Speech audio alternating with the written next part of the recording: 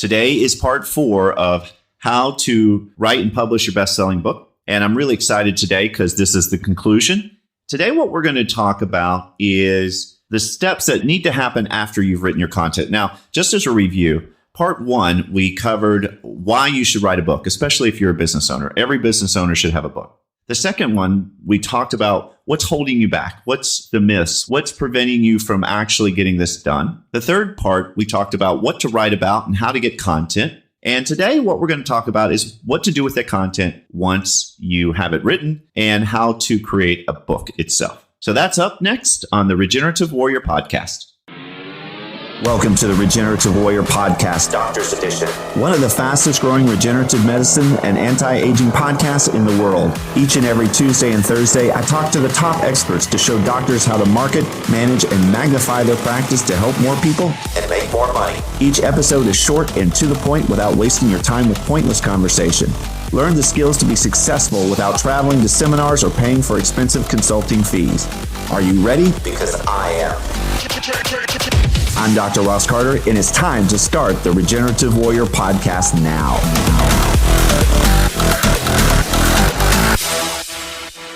I work with many different business owners who wanted to write a book, and that when you're writing a book, you need to focus on certain things. The book itself, it has to be a visually appealing experience, meaning when you look at the book, it has to look nice. So let's start with step 1, which is talking about a great cover. A great cover should be appealing in terms of the way it looks, in terms of graphics, colors, the design. Everything should look really, really professionally done. Now, unless you're a graphic artist, I would never recommend you doing this because it takes skill to really get a book cover to look really, really nice. So this would be something that you would want to have an expert work on. But when you're looking at a book cover, some of the questions I normally get is this. Should I put my image or some other type of abstract image or something related to the book on the cover? You're probably using this tool to brand yourself.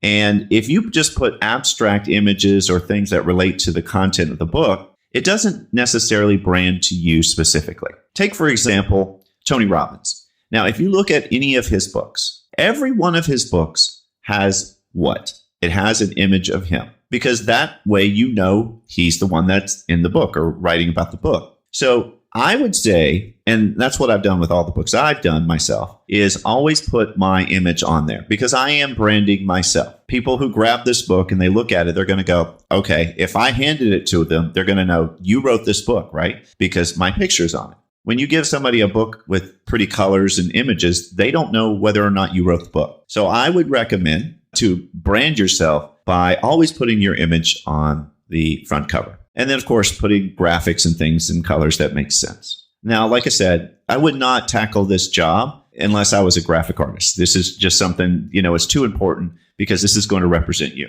So the second part we want to talk about is title and subtitle. Let's say somebody grabs your book. They're going to look at the title and subtitle and make sure that it really pertains to them. Because the problem we have is we need to resolve a person's problem. And if we don't resolve that problem, then why would they pick up the book? So you need to focus on what the title and the subtitle is. And when you're making a business book, which is what we're talking about here, is business books, you need to basically do this to help you. This can help you generate leads. It can grow whatever platform that you're trying to grow.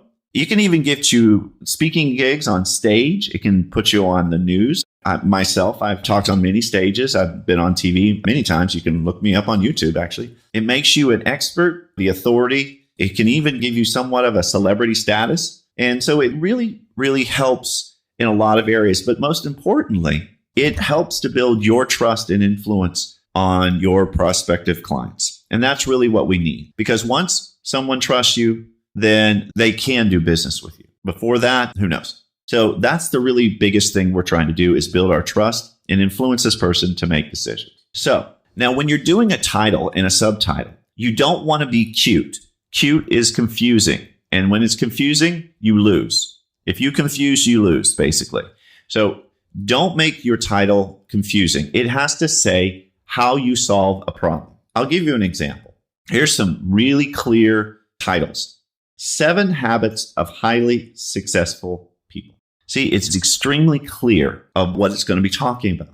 48 days to the work you love. See, it's exactly clear. It tells like a time span in this case, or a number of something. It gives you specific data. So when you're talking about whatever it is you're going to talk about, be specific. Now, acronyms are not good on a book cover as well because no one knows what it means. You have to open the book to read about it and then you'll understand it. But no one will get to that point. So if they don't choose your book, in 3 seconds to open it, then they're not going to read it. And then there's no point. So what you want to do is try to talk about exactly what it is you solve and how you solve it if you can. If you are writing a book about helping people with knee pain, say that. The Knee Pain Bible, 10 steps to eliminate knee pain permanently, as an example. See, it's very clear. It defines what the problem is, and there's a solution, and you provide that solution in the book. So talk about what it is that you are solving for the problem. A lot of times, if you put a period of time, that helps. Let's say if it's 30 days or 90 days or whatever like that. Here's some more books. How to Win Friends and Influence People. Dale Carnegie is a fantastic author, and that's a best-selling book, big time. Never Eat Alone. And Other Secrets to Success, One Relationship at a Time. This is a great book because what it does is it teaches you how to always be networking with other people, especially when you're out in public. There's so many people that are prospective clients, and that way you can have a conversation with them. Hi, sorry for the interruption. Advanced Regenerative Medicine Institute has announced their second annual Evolve Conference, which I will be speaking at. So if you want to join me on February 7th through the 9th, which is about a month away, in Salt Lake City, Utah, you can get a 15% discount on your registration when you use the code WARRIOR15. That's WARRIOR15, and you get 15% off. Back to the show. So those are some really good examples of really ways to write fantastic copy on the title. Now, you want to also target your specific audience because you want to target an audience that can afford your services. If you're writing something that's not for that type of audience, then that won't work for you.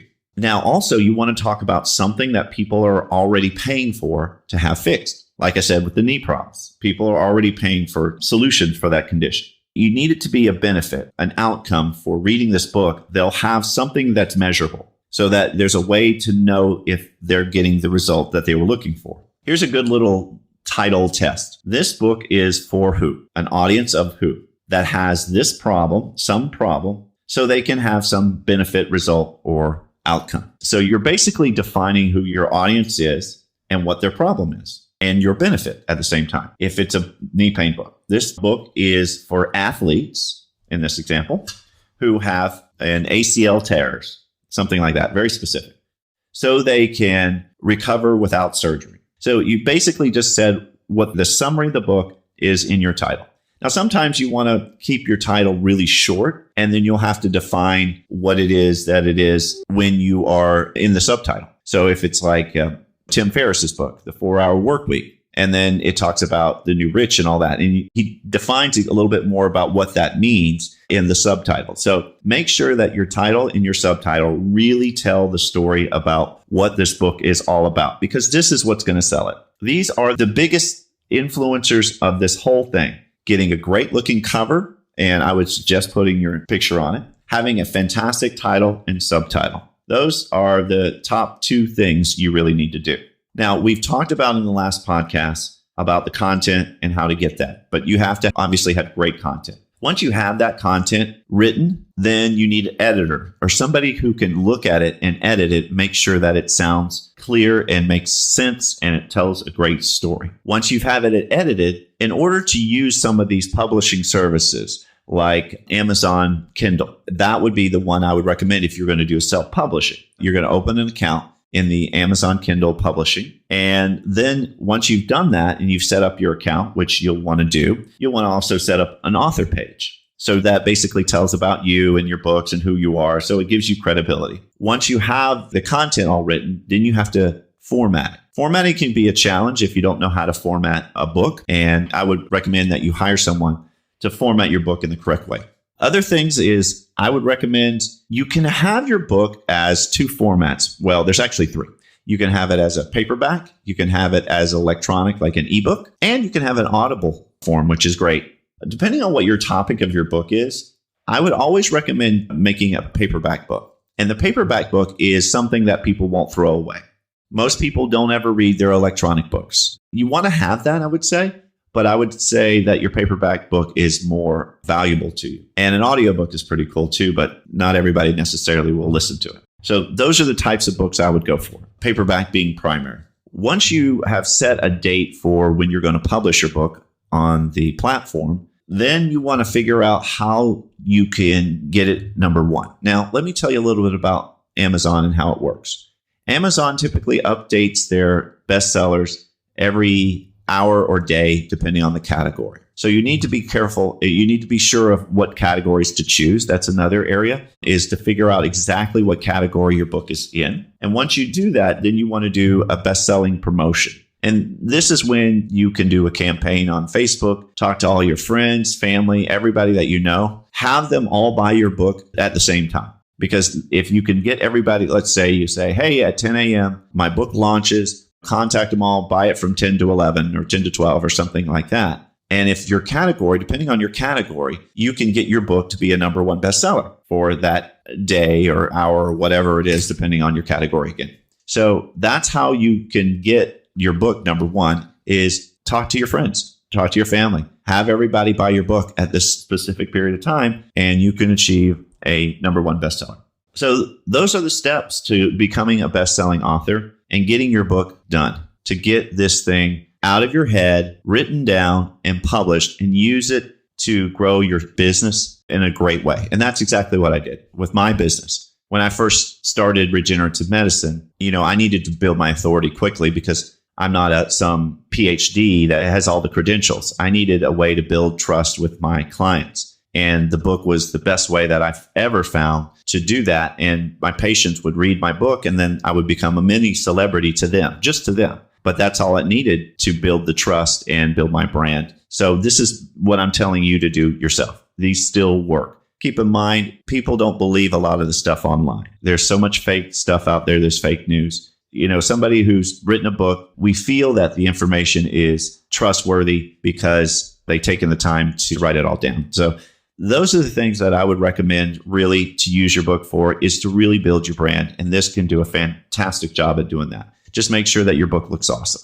Also, you want to have about, number of pages and word count. I would say at least 120 pages, depending on how many images you have, or if you have any, 25,000, 30,000 words or so. And I told you how you can get that done in 5 to 6 weeks at the previous podcast. Now, if you'd like help with doing this yourself and you kind of realize that this may be a little overwhelming, it's worth getting it done, but maybe not by you. Maybe you don't have a lot of time to get this done. I understand. You can have an expert do it. And I offer that service to you. So if this is something that you're really serious about looking into, you can go to our website at drrosscarter.com. There you can find a link to schedule a time to talk. Also, our number here is 561-962-1231. That's 561-962-1231.